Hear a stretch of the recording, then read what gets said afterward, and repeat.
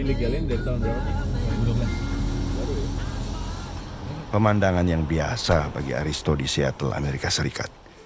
Papan iklan dan toko ganja bertebaran di mana-mana. Seperti Alfamart dan Indomart di Indonesia. American Mary, toko ganja dekat sekolah. Kalau habis pelajaran pengen langsung dimeng. Aristo mengunjungi toko-toko ini bukan untuk rekreasi, namun adalah bagian dari penulisan karya ilmiahnya.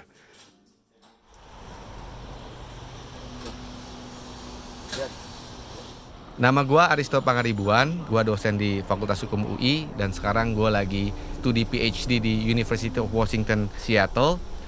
Konsentrasi gue adalah hukum acara pidana dan akhir-akhir ini gue sangat tertarik dengan criminalization of vice.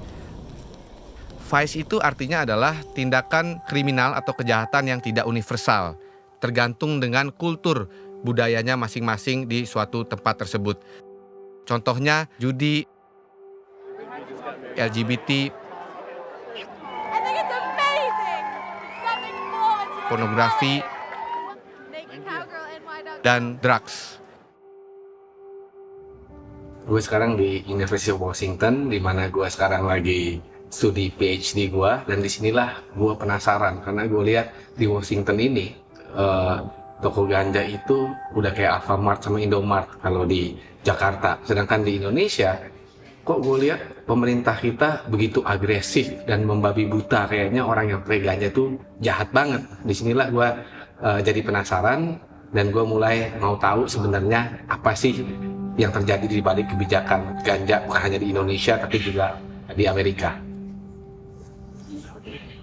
Selama studinya di Amerika, Aristo menulis karya ilmiah di bidang hukum tentang kriminalisasi atas ganja di Indonesia, yang berjudul Causes and Consequences of the War on Marijuana in Indonesia.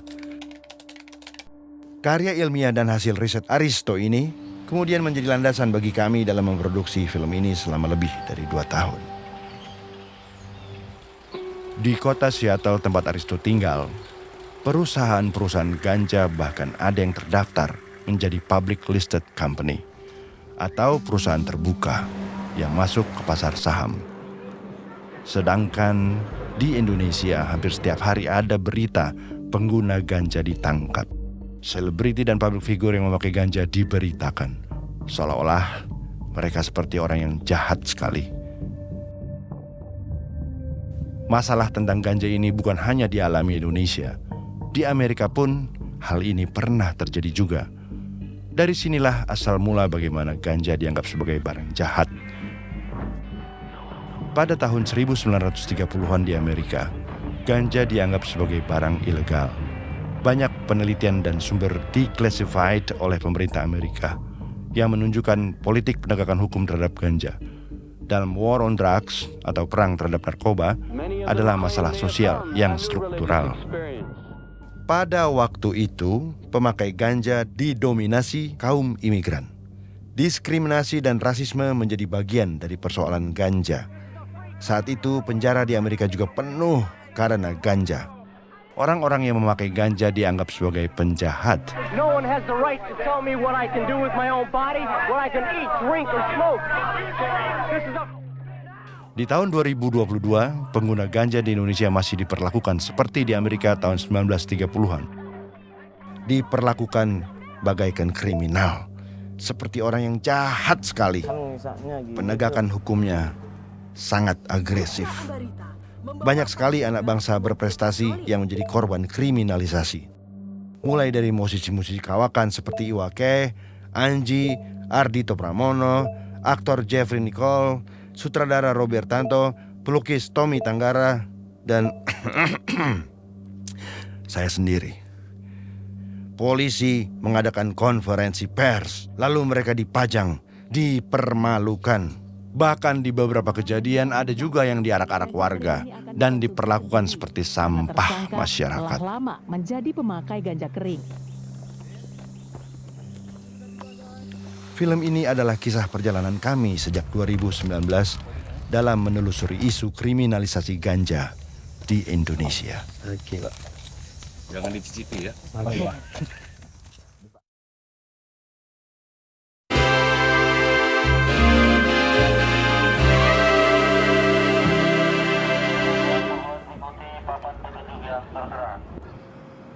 Perjalanan Aristo dimulai di Yogyakarta. Gue mau nemuin seorang seniman visual yang top, yang tinggal di Jogja, Mas Angki Purbandono. Nah, Mas Angki ini punya pengalaman dia ditangkap karena kepemilikan ganja. Dan gue mau tahu bagaimana sih pandangan dia sebelum penangkapan, pasca penangkapan, apakah itu membuat hidup dia berubah, dan bagaimana sebenarnya efek ganja itu dalam hidupnya.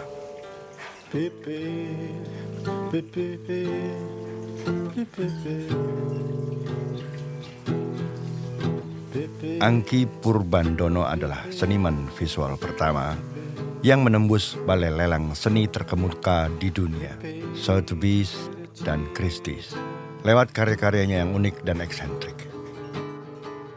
Angki pernah dipenjara di tahun 2013 karena kepemilikan ganja. Di penjara, waktu di kantor polisi masih.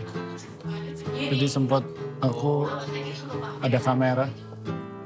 Aku juga prosesnya itu panjang kan, bukan langsung ke ganja kan. Maksudnya selain ganja juga kan kita berproses yang lain. Bukannya ganja awalnya enggak? Enggak. Oh, karena kan orang yang paling, argumen yang paling kuat kan katanya ganja itu gateway, pintu gerbang. Iya, tembakau itu gateway. Iya. Gila. Kalau kita bicara gateway semua. Umur sapi itu pas kuliah memang. Sapi. 25 ya, 25. Meresapi itu apa? Tahu enaknya? Tahu fungsinya. Oh. Kalau nyusun proposal apa nyusun konsep, nyimeng dulu. Terus kalau presentasi apa, ngobat dulu, whisky. Ceritanya, wah. Kalau aku obat jadi nggak sehat gitu loh. Beras. Bangun siang, gitu ya? bangun siang, terus badan sakit, nggak sehat deh pokoknya. Oh. Nah kalau nyimeng, itu pilihan makanan beres, ya kan? Terus bercandaannya beres. Iya. Terus kreatifnya jalan, masuk kuliah.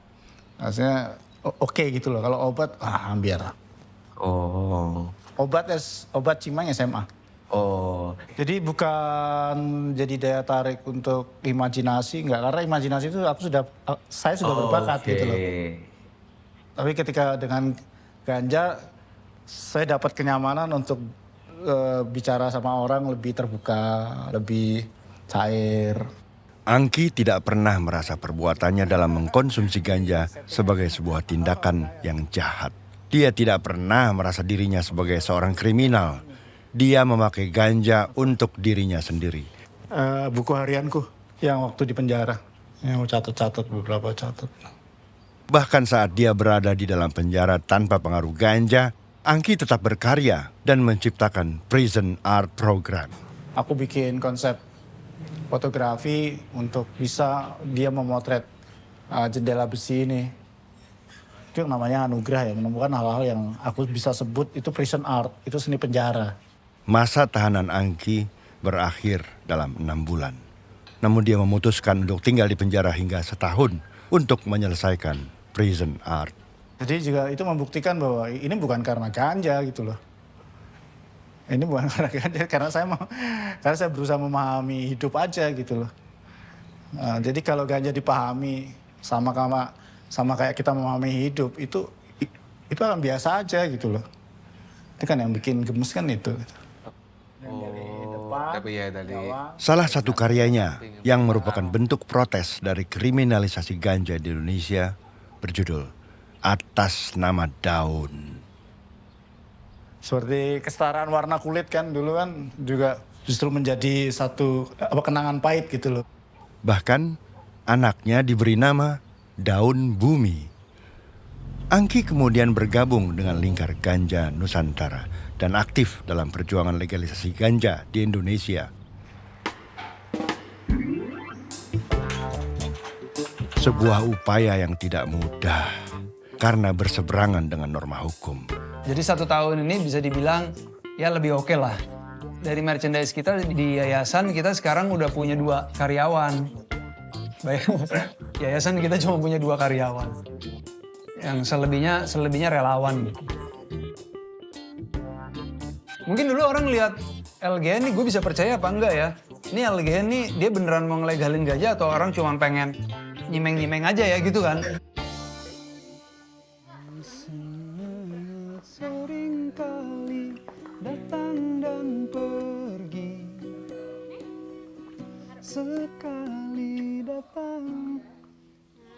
Jadi dulu sebenarnya waktu aku mulai gerakan Lingkar Ganja Nusantara tuh nggak terlalu aware lah sama alam, memang cuman senang aja gitu sama ganja, pengen ngulik. Tapi begitu makin kesini itu makin sadar kalau kita cuman ngebawa isu tapi kita nggak paham sama tanamannya itu sendiri, sama tempat di mana dia hidup, itu masih ada yang kurang gitu.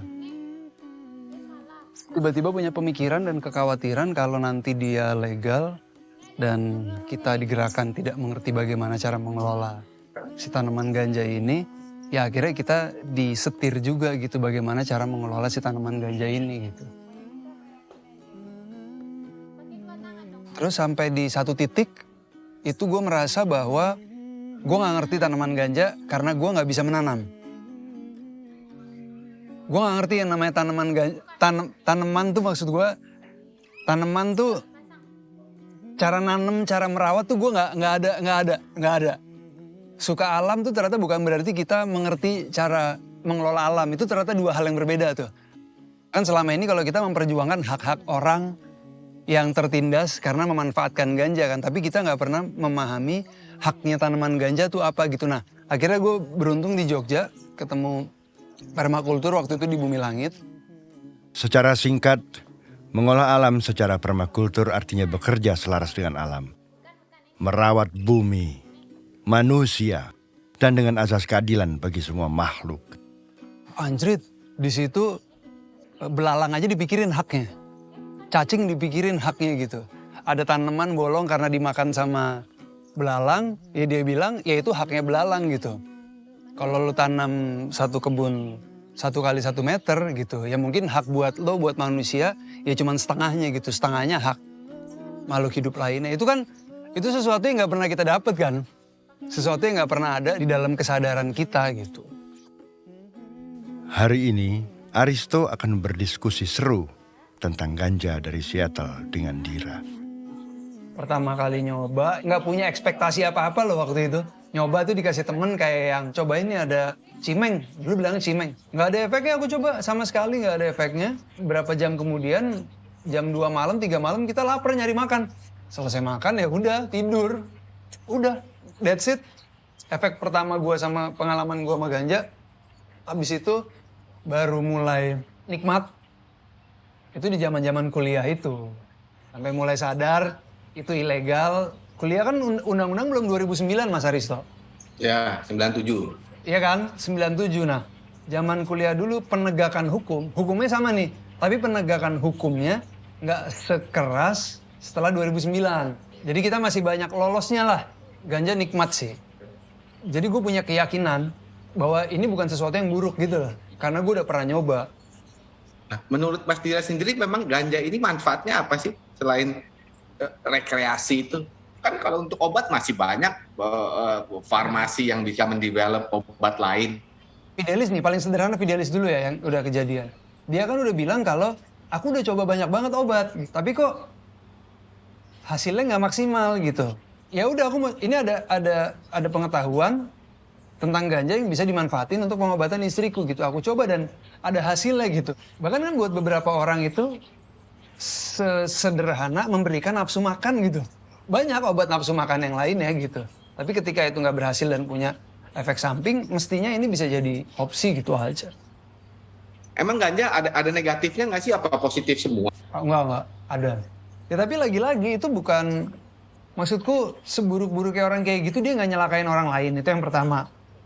Ya dia tidur di rumah, ya kan paling temennya yang repot. Udah dia nggak kayak korupsi gitu. Atau nggak kayak pembabatan hutan gitu loh, yang efeknya tuh masif gitu loh Mas. Dan itu bisa terjadi dengan substance yang lain juga. Pasti. Ya. Aku pikir masalah penyalahgunaan ini harusnya nggak ada urusannya sama pidana. Sulitnya juga karena ini udah kadung ilegal itu loh. Ilegal itu bukan cuma ilegal di level hukum, tapi sampai ada yang menganggap ini haram, ya kan? Ini dosa.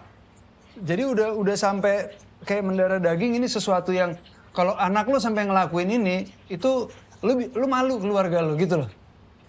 Aktivis-aktivis LGN sendiri ada yang pernah akhirnya ketangkep, dicurigai? Banyak. Kebanyakan karena make, cuma nyimpennya kebanyakan. Nah itu tuh Indonesia tuh. Kalau lo nyimpennya banyak dikit, kategori bandar. Iya. Padahal kan ada kan kayak ibu-ibu yang belanja bulanan gitu, Mas. Aku kalau yang penting kulkas penuh ya kan, awal bulan apa. Nah itu hitungannya bandar tuh. Walaupun makanya buat 1 bulan, 2 bulan ke depan udah. Wah udah kacau deh. Kalau penegakan hukum di Indonesia, Mas. Sedih kalau kita masuk penjara itu, kalau nengok orang tuh saking penuhnya tuh kita mau jalan juga jalannya juga pelan-pelan nyebrang sana sini karena padat gitu loh. 96% lapas kita kan isinya narkotika. Iya, dan kebanyakan ganja. Aku nggak pakai riset nih ya, tapi orang-orang yang pernah dipidana karena ganja, emang mereka jera. Selama tanaman ganja belum punya hak buat hidup di muka bumi ini, kita masih akan terus berjuang. Selama masih ada orang yang ditindas karena memanfaatkan ganja, itu kita akan terus berjuang. Dan selama peradaban ini nggak bisa dibangun bersama tanaman ganja, kita juga akan terus berjuang, gitu aja. Dan pasti legal pada waktunya. Amin.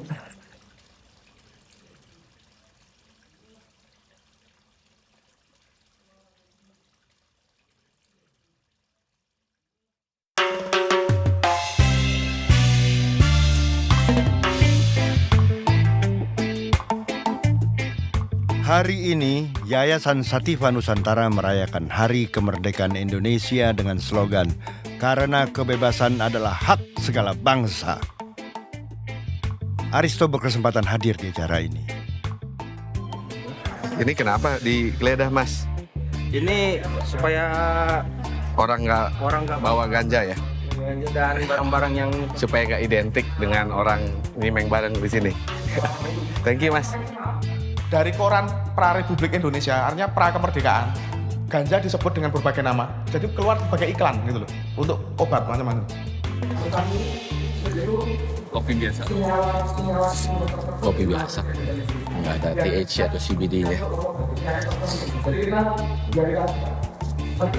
Ya, menarik kalau lihat dari buku ini ya, memang sejujurnya spektrum itu dia seperti dalam tanda kutip membabi buta bagaimana supaya ganja dilegalkan, karena bagaimanapun ganja itu tetap kontroversial, terutama di Amerika ya, karena mereka sumbernya ilmu pengetahuan dan sumber kenapa ganja dikriminalisasi pertama. Di Amerika pun orang masih berdebat soal manfaat ganja, riset belum konklusif. Apa bedanya ketika kita meminum segelas kopi dengan segelas air putih? Efeknya di tubuh kita, kenapa beda? Karena ternyata di dalam tubuh kita ada reseptor kafein. Jadi biosemiotika ini sebenarnya ilmu kuno.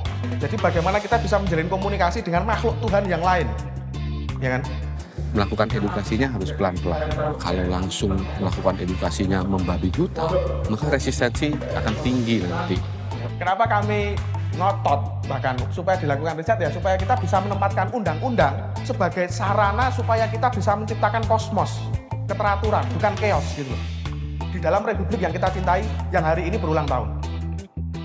Peter Dantowski adalah ketua Yayasan Sativa Nusantara.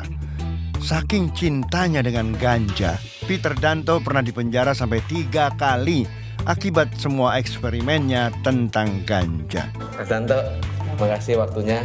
Hingga akhirnya dia menjadi aktivis legalisasi ganja. Saya sama kecelakaan terus ya, tangan saya lumpuh nih. Oke. Dan saya penderita neuropatik kronis. Secara sederhana disebut chronic pain. Ya. Saya tidak berharap tangan saya bisa berfungsi normal. Ya. Oke. Saya hanya berharap supaya saya bisa menghadapi rasa nyeri saya. Oke. Minimal yang saya rasakan, konsumsi ganja itu membuat saya punya energi yang lebih untuk menghadapi rasa nyeri. Ya. Oh. Rekreasional pun sebenarnya kan medis Pak maksudnya. Oke. Karena rekreasional itu kan orang butuh rekreasi karena dia menderita stres. Oke. Berarti kan ini masalah kesehatan sebenarnya. Orang butuh rekreasi. Oke. Karena orang stres itu kalau orang stres terus ya nyatanya dia hidupnya jadi tidak produktif. Jadi beban negara juga akhirnya gitu loh. Nah, Adiksi itu kan ketergantungan, Pak. ya, Kalau saya kecanduan, apa bedanya? beda. Kalau kecanduan sama seperti ketika kita kecanduan baca buku, sama seperti kita kecanduan menukang, sama seperti kecanduan melukis, menulis dan Kalau sebagainya. adiksi? Kalau adiksi kan harus bertambah terus. Toleransinya tambah. Tapi kalau, sorry saya potong, tapi kalau craving sehingga tahu itu melawan hukum tapi tetap dibawa, bukankah itu juga Karena saya kecanduan secara psikologis, adiksi secara psikologis? bukan Bukan. dalam saya loh, karena saya bisa bersikap kan sebagai manusia. Sikap saya ketika itu bukan karena saya craving. Saya melawan undang-undang yang dibuat tidak pakai otak. Oh, Itu kalau saya. di tempat rehab itu banyak yang di ganja juga. Yang ganja hanya saya. Oh, cuma satu. Paling banyak kan sabu. Waktu itu sabu, terus pil koplo, sama game online. Game online. Sama ada memang penderita skizofrenia. Karena pemerintah, sorry mas, karena pemerintah juga menganggap pemerintah ini melindungi rakyatnya dari zat-zat yang dapat membuat mereka tidak produktif. Upaya melindungi masyarakat supaya ganja tidak merusak kan ini. Ya gitu, Nah, itu. Kira-kira kan argumentasi utama. tidak apa-apa kalau misalnya memang itu keyakinannya BNN tidak apa-apa. Tetapi keyakinan itu harus dibuktikan dengan riset gitu loh. Sesederhana itu sih kalau saya. Selama ini perang terhadap narkotika itu sama dengan perang terhadap pengguna narkotika dan itu gagal total. Ya peradilan tuh hakim, jaksa, polisi main. Nggak mau bayar, pasal ini kan. Bisa itu industri hukum. Lapas ini mengalami tingkat overcapacity mencapai 650%. Overkapasitas lapas sudah menjadi masalah berulang yang tidak selesai. Hal ini bahkan sudah pernah menjadi perhatian dan kritik dari Menteri Hukum dan HAM beberapa tahun lalu. Ini juga harus ada perubahan mindset, khusus narkoba. Kalau misalnya narkoba ini jangan dikirim ke penjara kalau pemakai, yang direhabilitasi. Ini akan mengurangi jumlah yang sangat besar, sehingga ruang buat kita membuat satu lapas yang lebih manusiawi buat yang lain, itu bisa terjadi. Untuk melengkapi risetnya, Aristo butuh perspektif dari pihak penegak hukum. Hari ini, ia akan berbincang dengan salah satu kenalan lamanya, Kombes Sulistiandriat Moko, juru bicara BNN tahun 2017-2019, yang kebetulan sedang mengambil studi doktoral hukum di Fakultas Hukum Universitas Indonesia. Kualitas lebih bagus Indonesia daripada luar negeri. Luar negeri, Indonesia diekspor iya, tapi mengimpor ganja nggak mungkin. Nggak pernah ada kasus pengungkapan. Nggak pernah ada ya? Ganja impor nggak pernah. Dulu zaman Belanda pun ganja kita itu sudah melanglang buana kemana-mana. Tadi Bapak mengatakan bahwa dulu zamannya Belanda juga Belanda mempromosikan ganja Indonesia. Kemudian di Aceh juga menjadi penyedap makanan. Kemudian ada ladang ganja juga di Aceh. Di Indonesia tanamannya subur. Nah, bisa nggak Pak diceritakan perjalanannya dari dulunya boleh, kemudian jadi nggak boleh? Dulu juga nggak boleh. Dulu juga dilarang sejak Indonesia meratifikasi Single Convention. Ganja menjadi ilegal di dunia sejak kesepakatan PBB di tahun 1961. Indonesia kemudian mengkopinya menjadi Undang-Undang Narkotika. Sedangkan pada tahun 2020, kesepakatan tersebut sudah direvisi. Ini gimana sih Pak penegakan hukumnya terutama terhadap penggunanya? Sebenarnya menurut BNN tuh arah kebijakannya gimana Pak? Berantas masukin atau edukasi rehabilitasi? Pasal 112 itu bunyinya, mereka yang menyimpan, memiliki, menguasai, atau menyediakan, tidak menyebut jumlahnya. Itu sudah kena ancaman minimal 4 tahun, maksimal 12 tahun. Denda minimal 800 juta, maksimal 8 miliar. Formulasi pasalnya seperti itu. Gitu loh. Dengan pasal itu diterapkan, quote and quote, terjadilah kriminalisasi terhadap penyalahguna. Sepanjang pasal itu belum dirubah, maka tetap yang seperti itu bisa dimasukkan penjara. Oleh karena itu pasal itu dululah yang harus dibenahi, sehingga menutup peluang atau ruang penyidik untuk menerapkan pasal itu. Tapi Bapak sendiri melihat nggak, tadi kan kita ngobrol soal undang-undangnya, Bapak melihat ada persoalan nggak Pak di dalam undang-undang narkotika itu tadi? Perlu diperbaiki nggak undang-undang narkotika kita? Mengapa lapas rutan kita itu penuh narapidana dari kasus narkoba, penyebab utamanya adalah undang-undang narkotika. Kriminalisasi yang terjadi karena adanya pasal 112. Pasal itu tuh sebetulnya implementasinya tidak letterlek ansih seperti itu gitu loh. Pak, tapi menarik Pak, akhirnya mau nggak kayak Indonesia? Saya nggak bilang bahwa Indonesia harus mencontoh, tapi negara-negara yang tadinya regulasinya ketat, terus kemudian LP-nya over kapasitas seperti Amerika. Amerika dulu Pak, dari tahun 30-an sampai California pertama 96 decriminalize, kemudian Washington 2012. Akhirnya nyerah, udahlah, kecapean kita memberantas nangkep-nangkepin. Akhirnya dia nyerah nih. Mempelajari pola itu nggak Pak? Ada nggak kepikiran seperti itu? Apa lagi balik ke compliance Indonesia belum siap untuk itu? Untuk semua obat atau untuk ganja saja? Ganja aja, ini saya bicara ganja. Karena tadi saya katakan semua obat nggak ada Pak yang kayak begitu. Hanya ganja aja yang begitu. Perusahaan terbuka TBK ganja pertama di dunia Amerika Pak. Tapi menuju ke situ Amerika juga nangkepin orang nggak karu-karuan Pak. Nangkepin Hispanik, Black. Jadi makanya ini kontroversi kalau kita bicara di Amerika. Ada soal racial bias, kemudian akhirnya capek nangkepin, nggak menang-menang dulu zamannya Nixon. Akhirnya sampai, udahlah, walaupun di federal law masih illegal ya. Tidak bisa dibandingkan dengan di Belanda, tidak bisa dibandingkan dengan di Amerika. Regulasi sedemikian efektifnya mereka untuk dipatuhi. Compliance terhadap regulasi di mereka itu sudah bagus sekali. Kalau di Indonesia, alangkah tidak masuk akalnya, menurut akal sehat saya, kalau itu diregulasi lebih kendor. Apa jadinya penanaman ganja itu? Potensi penanaman ganja di Indonesia itu besar sekali. Iya, tropis Pak, di Aceh dari dulu. Bagaimana mengawasi itu gitu loh? Saya nggak bisa habis pikir bagaimana mengawasi yang dikatakan oke lah dilokalisir gitu. Bagaimana mengawasi itu gitu loh. Bagaimana mengawasi bahwa distribusinya itu terkendali. Kemudian pemrosesannya, kemudian pemakaiannya terkendali. Saya dalam kondisi saat ini, saya belum bisa berpikir. Masyarakat belum siap, infrastruktur untuk mengendalikan belum siap, atau masyarakat ini belum masalah siap moral? dalam tanda kutip. Kalau kita makmur, masyarakat sudah disibukkan dengan hal yang lebih positif yang lainnya, banyak hal yang lebih menarik lainnya daripada menggunakan.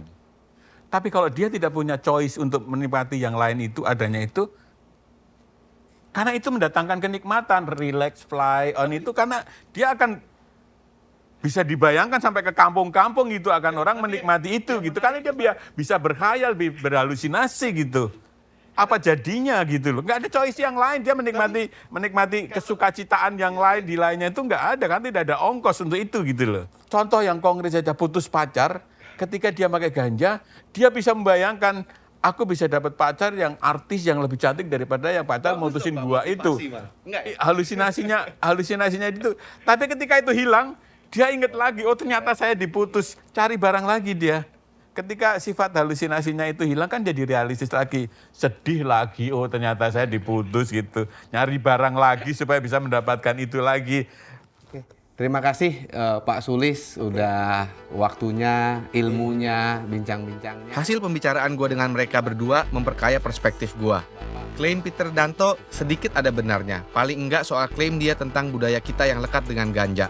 Dan mereka merasa ganja memiliki manfaat buat mereka masing-masing tanpa harus merasa menjadi penjahat ketika mengkonsumsi ganja.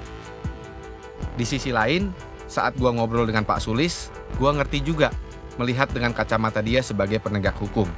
Apapun alasannya, di dalam undang-undang narkotika kita, ganja itu masih termasuk golongan 1 yang sama bahayanya dengan sabu dan heroin. Harus diketahui, sebenarnya penggolongan itu dimulai oleh Amerika Serikat yang sekarang bahkan negara-negara bagiannya sudah meninjau ulang hukumnya tentang marijuana. Setidaknya 11 negara bagian di Amerika sudah melegalkan ganja secara full, bahkan untuk penggunaan recreational. Dan negara bagian pertama itu salah satunya adalah Washington State, tempat di mana gue belajar. Sisanya mereka sudah melegalkan ganja untuk keperluan medis atau setidak-tidaknya sudah menganggap ganja bukan perbuatan kriminal. Pada akhirnya, permasalahan mengenai ganja ini memang sebuah kontroversi yang sudah berlangsung lama, bukan hanya di Indonesia tetapi juga di dunia. Paling tidak, kita bisa berkaca dari pengalaman-pengalaman negara-negara yang menghadapi perdebatan soal ini. Satu yang pasti, penegakan hukum yang membabi buta terhadap pengguna ganja menurut gua akan berefek lebih besar dan lebih parah daripada penggunaan ganja itu sendiri. Jangan menyesal kalau penyalahguna itu dipenjarakan. Karena kondisi hukumnya memang memungkinkan. Kalau nanti hukumnya ini sudah direvisi, situasinya sudah beda. Entah itu 10 tahun, 20 tahun ke depan. Satu ketika di hutan itu ada kebakaran besar sekali. Semua binatang lari pontang-panting. Gajah, macan, binatang lari semua. Tapi ada seekor burung kolibri. Burung ini sibuk sekali, Pak. Dia dari danau ngambil air dengan paruhnya yang kecil itu terbang ke atas kobaran api, diteteskan. Lakukan terus.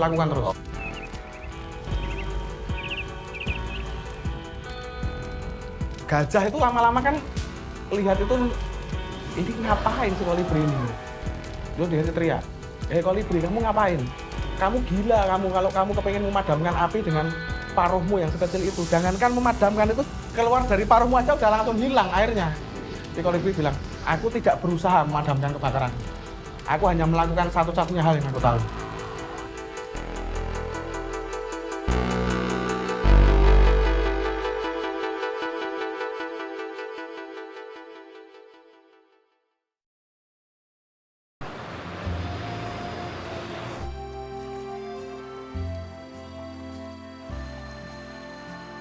Ya memang dari semenjak, ya mungkin ya pandangan pertama, dari semenjak ketemu itu memang udah suka, sama-sama suka gitu kan. Oh ada ya, kita pada Ya realnya ya begitulah.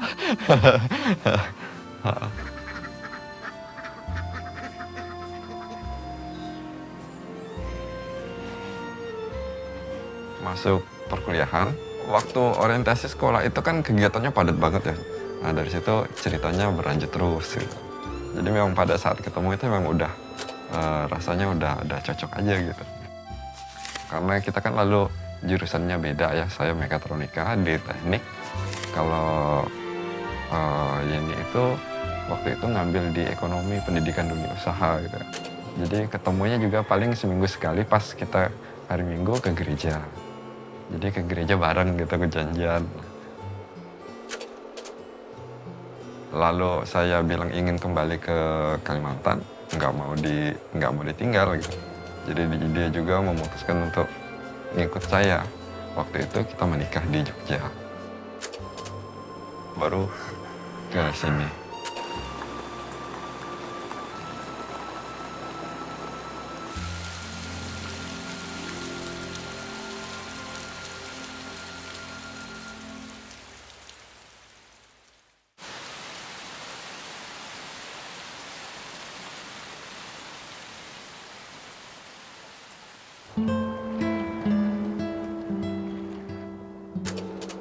Kita berencana untuk punya anak kedua.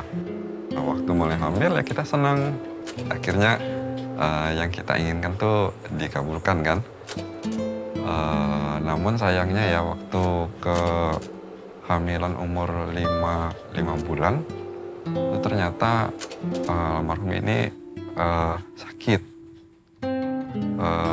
Seperti demam gitu, tapi kondisinya aneh lah. Demamnya itu hanya separuh badan sebelah kanan. Sebelah kirinya itu normal, sebelah kanan yang demam. Kadang berkeringat sampai basah itu. Sebenarnya sebelah kirinya normal. Dibawa ke rumah sakit, dicek. Waktu itu dokter hanya bilang kalau itu mungkin bawaan hamil ya mungkin ya. Jadi hanya dikasih vitamin, disuruh istirahat. Sakit lagi seperti itu dan semakin parah menjalar. Bahkan sampai tangan sebelah kirinya tuh nggak bisa digerakin juga. Separuh ke bawah tidak bisa digerakin. Itu sampai waktu itu dokter juga nggak memutuskan apa sih sebenarnya penyakitnya itu. Kita udah ke Pontianak, di Sanggau udah nggak bisa, di Pontianak bahkan sempat dirujuk ke Singkawang. Sampai sempat 2 kali kita lakukan MRI, balik lagi, pokoknya bolak-balik rumah sakit gitu kan. Akhirnya diketahui Yeni mengidap syringomyelia, satu bentuk kelainan sistem saraf pusat akibat kista yang tumbuh di tulang belakang.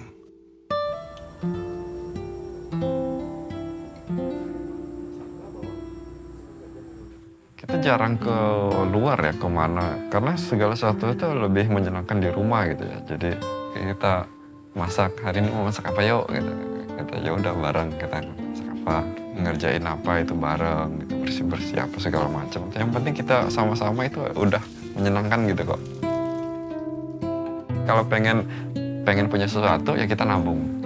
Bangun rumah ya nabung dikit-dikit gitu, yang nggak langsung jadi gitu kan, makanya segala sesuatunya ya pelan-pelan. Waktu sebelum almarhum itu sakit, sebenarnya kita udah rencana mau bikin memang mau ngecat rumah, karena dari awal bikin itu memang belum pernah dicat itu kan.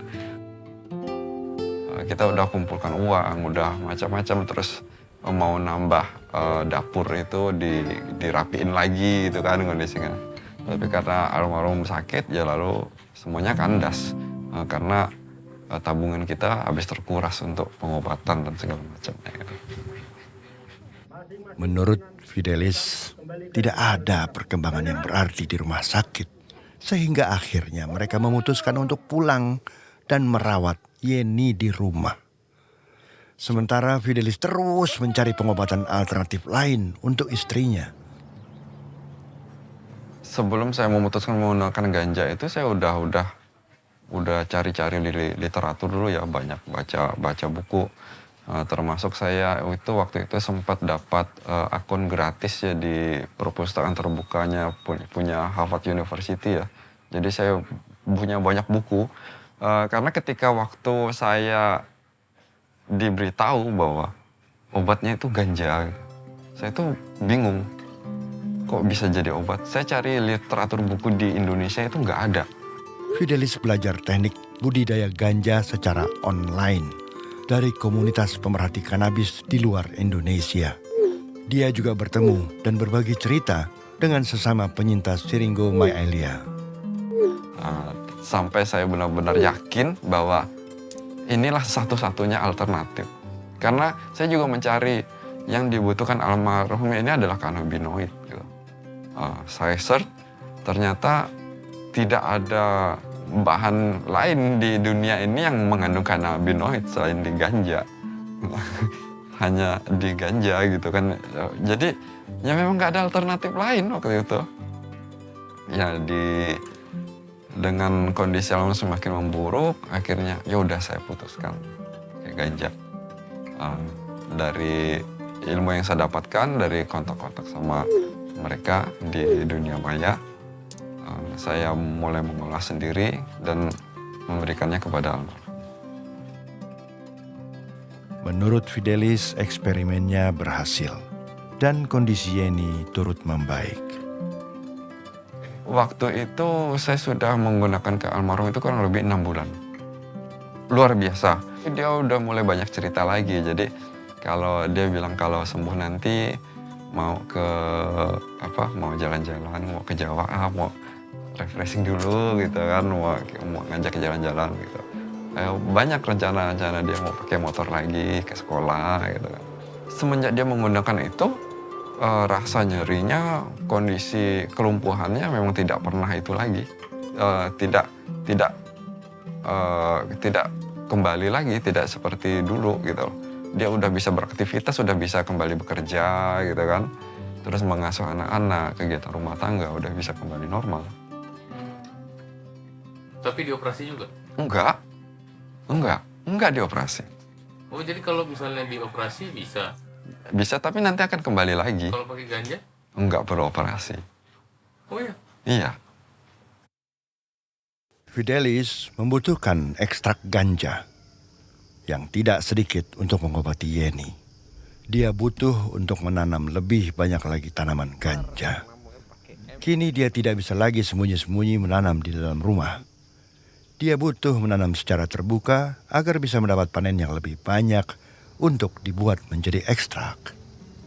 Putus asa, Fidelis kemudian mengajukan dispensasi kepada BNN Kabupaten Sanggau untuk menanam ganja. Namun Fidelis tidak mendapatkan dispensasi dan kemudian ditahan. 3 hari setelah di rumah sakit tidak mendapatkan ganja, kondisi ngedropnya itu jauh drastis. Dan mereka bilang ngedrop sekali, mukanya langsung pucat, cerianya tuh udah hilang gitu. Itu Mas Ari lagi di mana? Udah ditahan di BNN.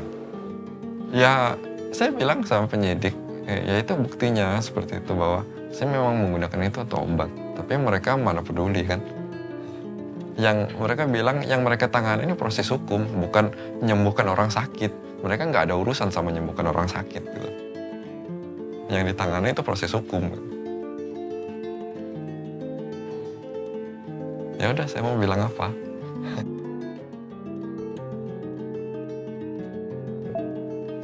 Dari situ ya udah, saya ditahan, tidak ada yang bisa merawat almarhum, bahkan dibawa ke rumah sakit kondisinya makin memburuk. Ya udah, akhirnya kurang lebih 25 hari kemudian almarhum meninggal. Besoknya saya diizinkan kembali untuk mengikuti upacara pemakaman dengan pengawalan yang ekstra ketat sampai almarhum dikebumikan.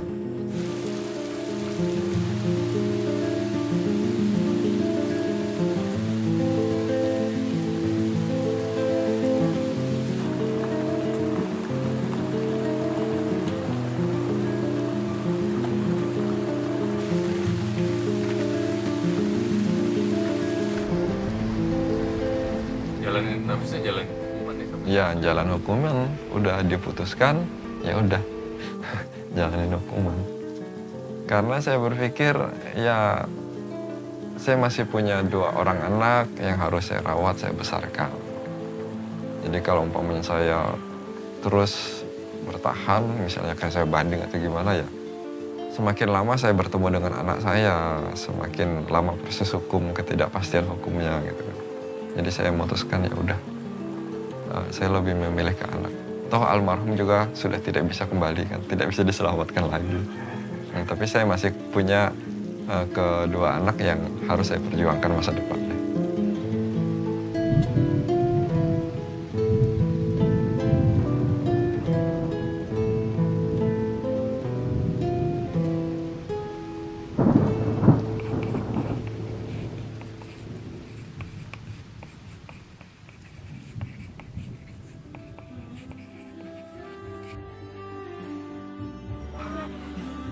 Mama, Papa minta maaf karena hanya bisa berterus terang melalui surat ini. Kita tidak lagi bisa bersama di dunia ini. Kita tidak lagi bisa berbincang tentang hidup ini atau bertengkar tentang rencana hari esok. Sesaat sebelum peti jenazah Mama ditutup, betapa Papa harus menguatkan diri karena tidak lagi bisa mendengar hembusan napas Mama. Kebersamaan dan cinta kasih kita selama ini akan menjadi harta karun yang tak ternilai untuk Papa. Selamat jalan wahai istriku, doa dan cintaku akan selalu menyertaimu.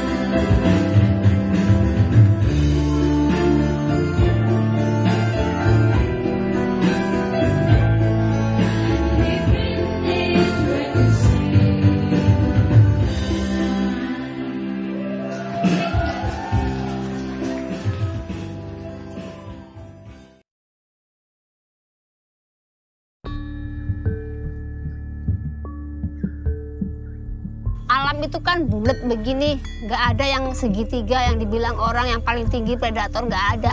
Bulat, ntar predator juga yang makan juga mikroba. Diurai lagi, dimakan lagi sama tumbuhan, tumbuhan lagi dimakan sama herbivore, herbivore dimakan lagi, terus begitu bulat. Enggak. Jadi kalau dipikir-pikir semua equal kan? Sudah nunggu di sini. Kita bilang tanaman itu makhluk yang paling rendah ya, tanaman itu. Kita nggak ngerti loh mereka bisa mikir apa, mereka punya plan apa. Buktinya kita dimakan sama mereka kok kalau jadi kompos. Makanya itu be respectful kalau aku sih ke segala hal yang di sekeliling kita. Karena itu aku tidak melihat hama, aku tidak melihat gulma, aku tidak melihat hama, nggak melihat penyakit. Semua itu ekosistem, punya fungsi masing-masing.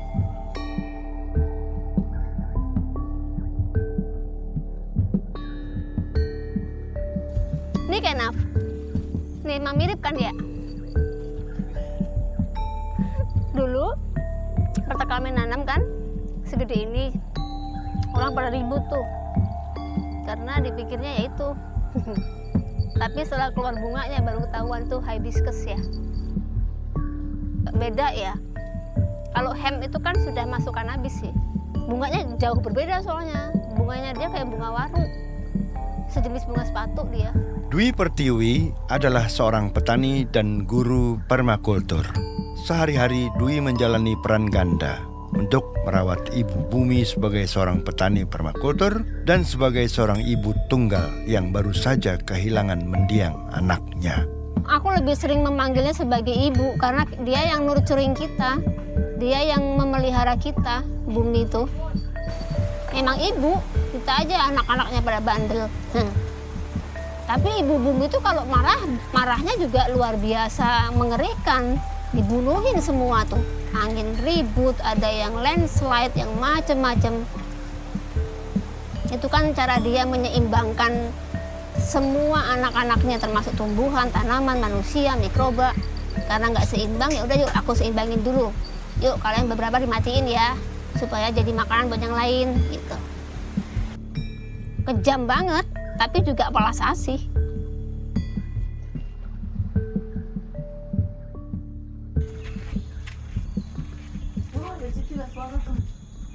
Sasono loyo.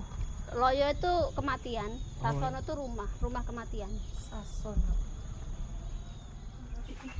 Belum genap 1 tahun Musa, anak tunggal Dwi, meninggal dunia.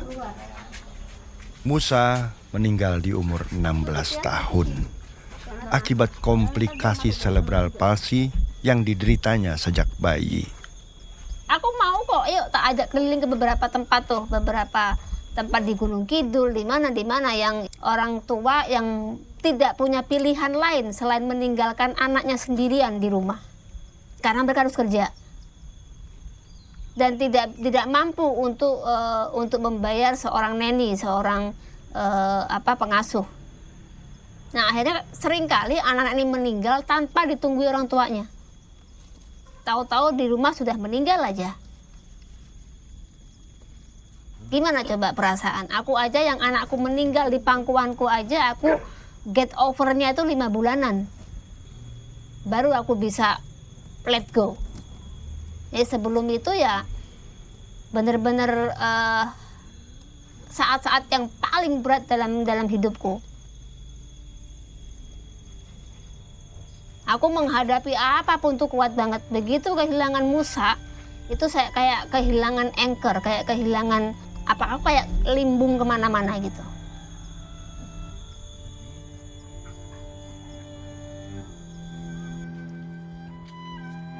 Salah satu momoknya dari orang tua dengan anak punya cerebral palsy itu adalah kejang. Karena itu kan mereka kayak kena stroke tapi di usia dini. Kalau orang tua kena stroke, dia sudah pernah jalan, tangan sudah pernah buat makan, buat nulis. Kalau mau jalan tuh kakiku diginiin. Nah kalau bayi kan nggak ada referensi. Nah itulah terapi, diingatkan otaknya itu kayak dikasih referensi gitu loh. Digerakkan begini-begini, terus dijalankan. Gini loh kalau jalan tuh, gini kalau merangkak tuh, gini kalau duduk tuh. Itu memberikan referensi ke otak. Nah tapi ketika itu kejang, referensi itu hilang semuanya. Balik ke awal lagi.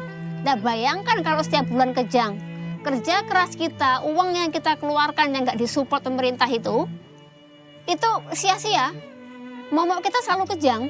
Dan setiap kali kejang, sel-sel otaknya ada yang mati. Jadi kemampuan pun semakin menurun. Musa dulu kayak anak normal aja juga dia awal duduk bisa. Tapi lama-lama ya udah kayak bayi beneran karena Musa hampir setiap minggu dulu kejangnya.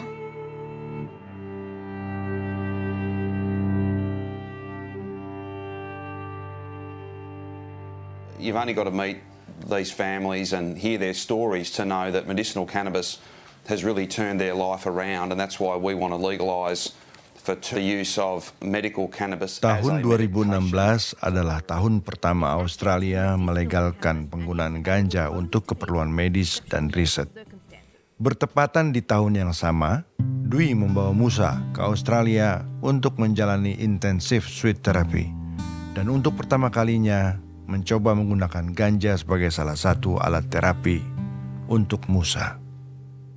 Aku buat kayak semacam incense saja, kasih charcoal, tak kasih di atasnya, aku smoke aja ke kamarnya Musa. Musa pun lebih enak tidurnya.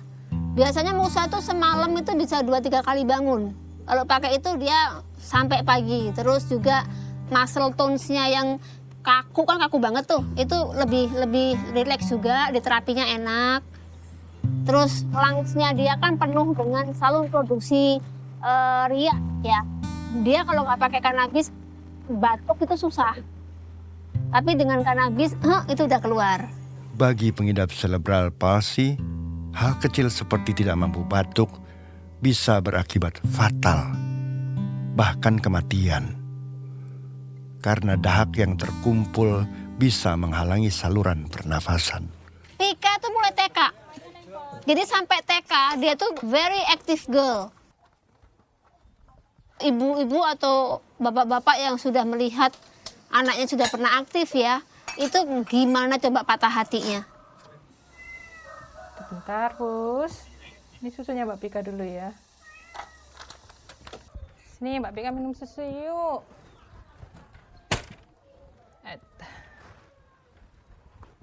Hai. Selamat sore. Selamat sore. Selamat sore, Mbak Pika.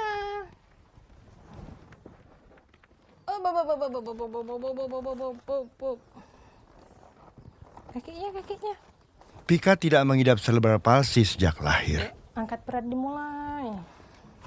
1, 2, 3. Masa kecilnya yang aktif kontras dengan kondisi Pika saat ini.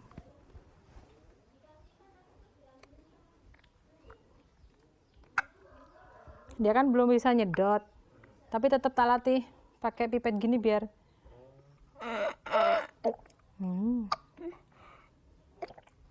Santi sangat aktif mencari berbagai jenis terapi dan peralatan medis untuk kenyamanan hidup Pika. Di tahun 2020, Dwi, Santi, dan beberapa ibu lain menuntut Mahkamah Konstitusi melegalkan ganja medis untuk pengobatan anak-anak mereka.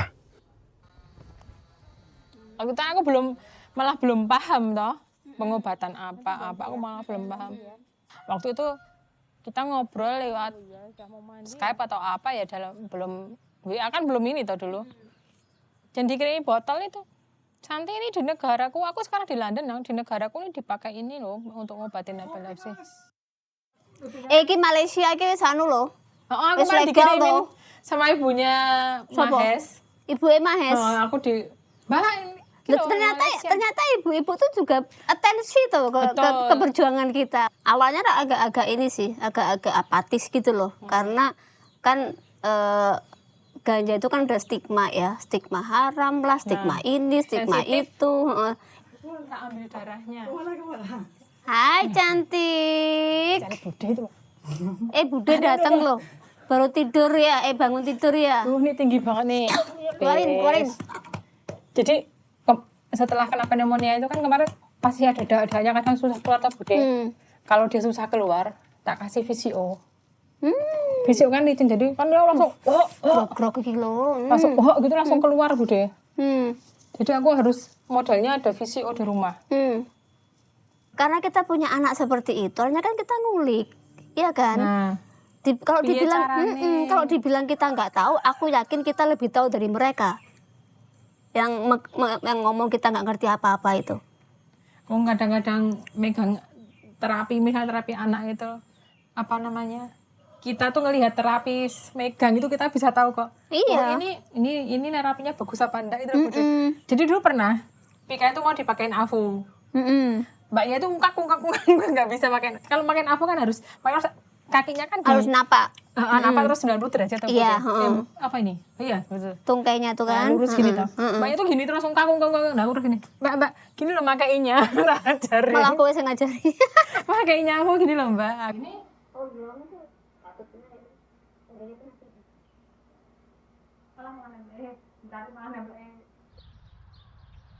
Dan kali ini, Aristo berkesempatan untuk berbincang dengan Dwi tentang jalannya persidangan. Ceritanya gimana Mbak sampai kok mau ke Mahkamah Konstitusi? Ini kan udah di tengah-tengah ya, aku dengar kan ahli ada kemarin dari Thailand juga. Sidangnya gimana? Impresi Mbak dulu deh, impresi Mbak. Kan ada jawaban-jawaban dari pemerintah, reaksi hakim gitu. Pemerintah sih nyebelin. Pemerintah apa sih mah nyebelin pemerintah. Yang aku bikin sebel itu Mas, itu ketika pemerintah ngomong orang tua ini tahu apa sih tentang ganja, side effect-nya juga nggak ngerti apa gitu, ujuk-ujuk make aja gitu kan. Apakah mereka tahu side effect-nya obat-obat modern yang saya kasih ke anak saya? Nggak ngerti. Kita yang merasakan karena kita yang memelihara anak kita dari kecil, kita lihat bagaimana perubahan-perubahan ketika akan menggunakan obat-obat ini. Yang aku tahu itu ada side effect dari obat-obat ini. Yang aku belum lihat itu side effect dari ganja. Mereka nggak punya hak ngomong seperti itu. Karena mereka belum mengalami punya anak seperti Musa. Aku tuh sampai begini loh, diri aku sampai dalam hatiku ketika mendengar ibu itu ngomong. Aku doakan kamu punya seseorang yang seperti Musa. Jadi kamu bisa merasakan. Saking sebelnya. Kalau berarti jawaban pemerintah itu kan, oh ada kok obat-obat, kira-kira kan gini, ada kok obat-obat lain nggak perlu ganja lah yang bisa reducing cerebral palsy itu kan? Yeah, that's the answer. Itu kan jawabannya mereka. Tapi apakah memang obat-obat itu tidak lebih baik daripada ganja sepengalaman?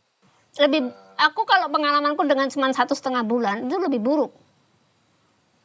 Karena Musa itu gamnya itu sampai bengkak berdarah. Karena obat-obat itu. Oleh dokter ya? Iya.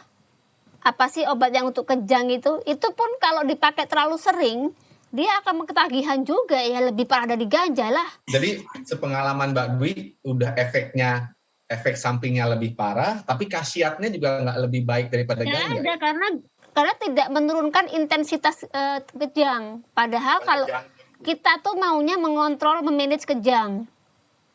Iya. Dia hanya mengobati kejang. Jadi topikal aja ketika kejang terjadi ya udah dihentikan. Tapi tidak memberikan solusi supaya kejang itu nggak terjadi piye caranya gitu, nggak dikasih solusi seperti itu. Ya. Mbak punya harapan tertentu tadi kayaknya rasanya udah pesimis terhadap gugatan ini, kalau ditolak apakah pindah warga negara? Kenapa juga pindah warga negara? Orang yang diperjuangkan sudah nggak ada gitu. Tapi aku tetap berjuang untuk teman-temannya Musa. Banyak, Mbak? Di Jogja aja ada 5.000 lebih. Pemerintah ini sekali-sekali lihatlah keluarga-keluarga anak-anak ini tuh. Ketika mempunyai anak yang punya cerebral palsy itu, kualitas hidup orang tuanya pun menurun drastis. Pasti. Nggak hanya anaknya, semua terpengaruh. Gitu. Jadi ketika punya anak cerebral palsy itu harus siap-siap bangun kapanpun 24 jam. Jam 2 bangun ya kita bangun. Jam 3 bangun lagi ya kita bangun lagi. Nah itu paginya masih harus kerja tuh. Memahami bagaimana kehidupan kita. Nggak tahu mereka kok. Aku tantang deh hidup deh 2-3 hari aja sama anak yang punya cerebral palsy. Nggak kuat pasti. Begitu tidak terlihatnya kaum disabilitas di Indonesia itu, ketika di tempat-tempat fasum itu membuat sarana untuk teman-teman disability ini suka-suka gitu loh. Akses ke medical, akses ke bantuan ke alat bantu hidup itu susahnya minta ampun. Alat bantu hidup tuh mahalnya minta ampun. Seperti tadi aku bilang Putra, kursi rodanya Musa itu seharga mobil. Siapa yang sanggup beli? Alat bantu dia untuk jalan itu 60 juta. Ya, ngerti banget, Pak. Nah, itu siapa yang sanggup beli? Udah gitu, udah infrastruktur fasilitas kurang, begitu nemu alat bantu hidup ganja, bahaya juga lagi bisa ditangkepin lah ya, Pak. Iya. Makanya aku kemarin bilang kan, yang aku ngomong sama Eras waktu itu pertama kali ketemu. Itu sebetulnya hak asasi kita sebagai warga untuk mendapatkan kehidupan yang layak, itu yang dilindungi sama undang-undang, bener nggak sih? Sama UUD loh dilindungi, kita berhak untuk hidup layak, itu sudah dirampas. Hak asasi aku untuk mengusahakan kehidupan layak untuk anakku sudah dirampas. Siapa yang mau melindungi kita? Apabila orang-orang yang seharusnya melindungi itu tutup mata.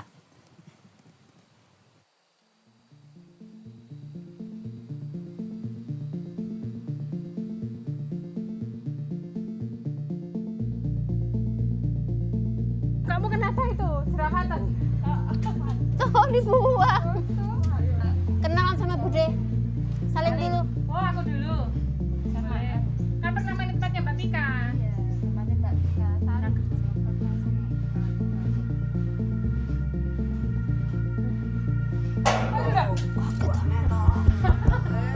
Ganti-ganti loh Mas Nova. Kaget Bude. Seneng banget ya. Nah. Main kata bobo siang kok.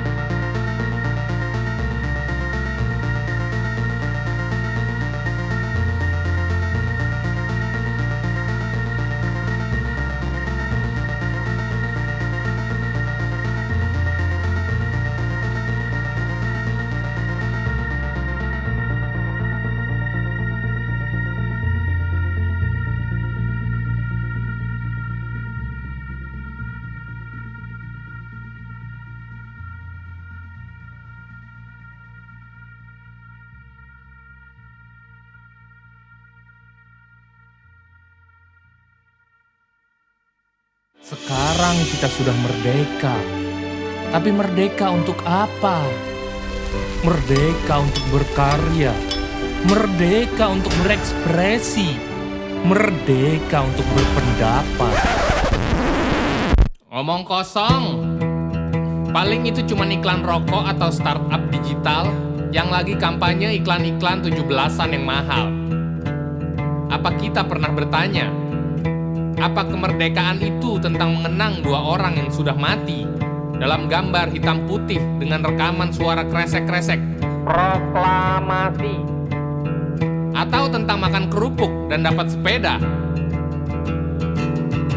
Apa kita sudah bertanya? Oh ternyata merdeka itu merdeka untuk bertanya.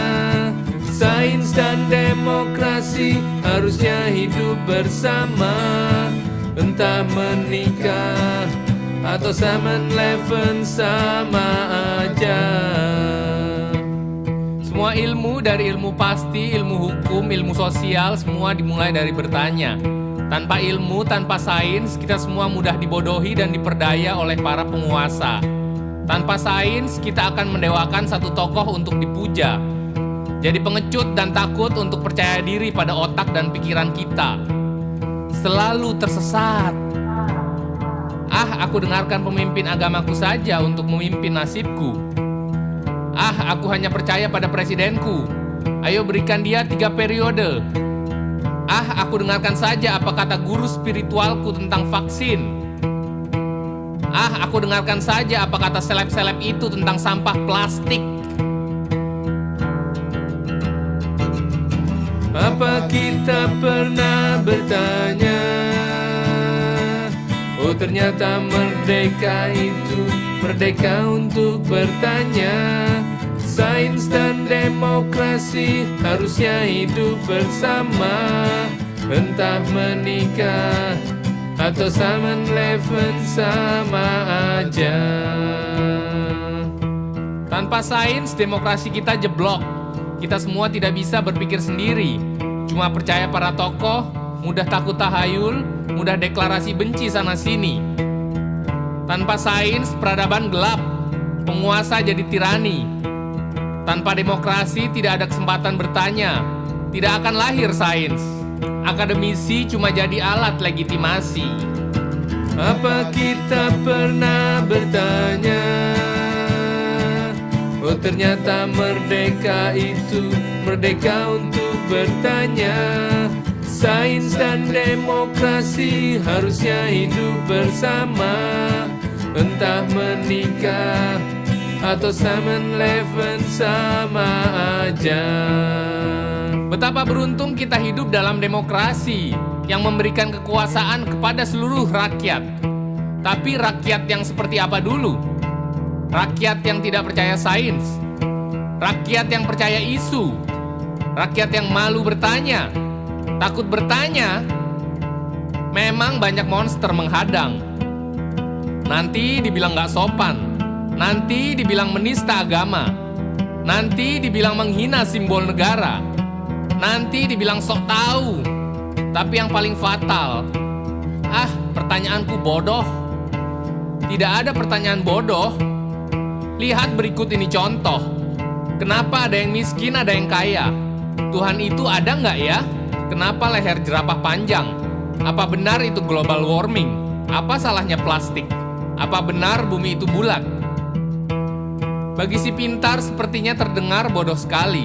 Tapi dengan pertanyaan-pertanyaan bodoh digali, kamu akan mulai mencari. Tapi hati-hati, frustasi lalu terjebak teori konspirasi. Apa kita sudah bertanya? Oh ternyata merdeka itu merdeka untuk bertanya. Sains dan demokrasi harusnya hidup bersama.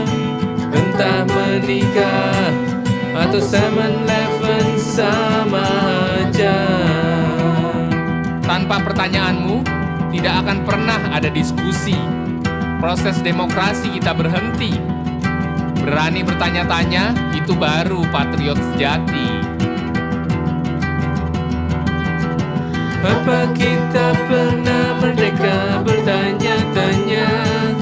Oh ternyata merdeka itu merdeka